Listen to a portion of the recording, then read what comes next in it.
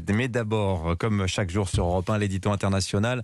Bonjour Vincent Hervouette. Bonjour Dimitri. C'est un procès retentissant qui s'ouvre ce matin à La Haye, aux Pays-Bas. 24 ans après, 4 chefs de la guérilla du Kosovo, qui sont depuis devenus les dirigeants du pays, sont jugés pour crimes de guerre et crimes contre l'humanité.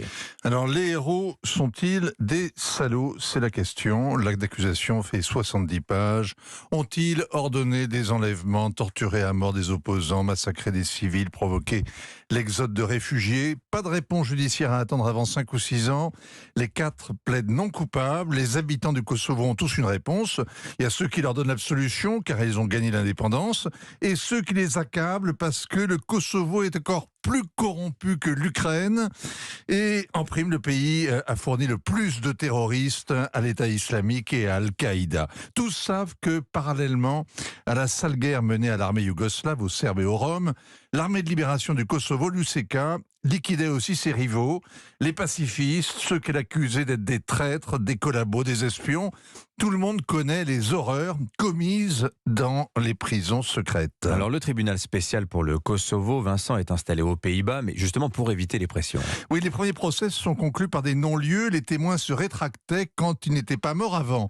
Mais à Noël dernier, un tortionnaire a été condamné à 26 ans de prison. Ce matin, c'est l'état-major qui est dans le box, le responsable du renseignement, le porte-parole, le conseiller du chef, tous devenus députés, et le chef lui-même, Hachim Tachi, celui qu'on surnommait le serpent, que ces hommes appelaient le parrain, avant de dire Monsieur le Premier ministre, puis Monsieur le Président.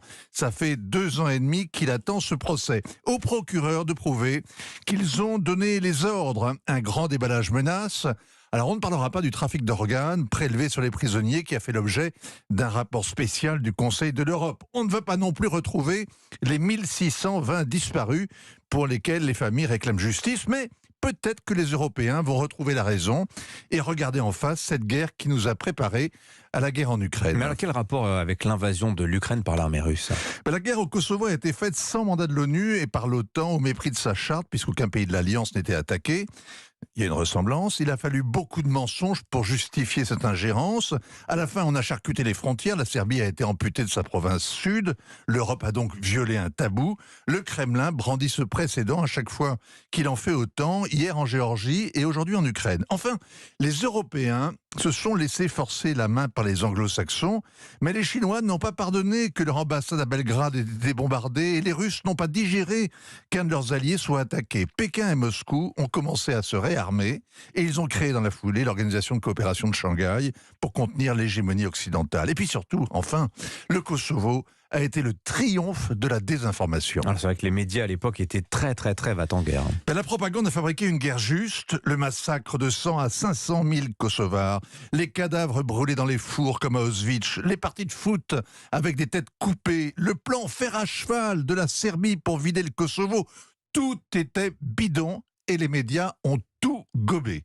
Hypnotisés par les images des bombardements, perdus dans le brouillard de la guerre, totalement aveuglés par la désinformation. Y voir une ressemblance avec les événements actuels en Ukraine montre qu'on s'instruit. Les guerres ne mettent pas les héros d'un côté, les salauds de l'autre, et les guerres justes ne le restent jamais très longtemps. Signature Europe 1, Vincent Hervouette. Merci Vincent.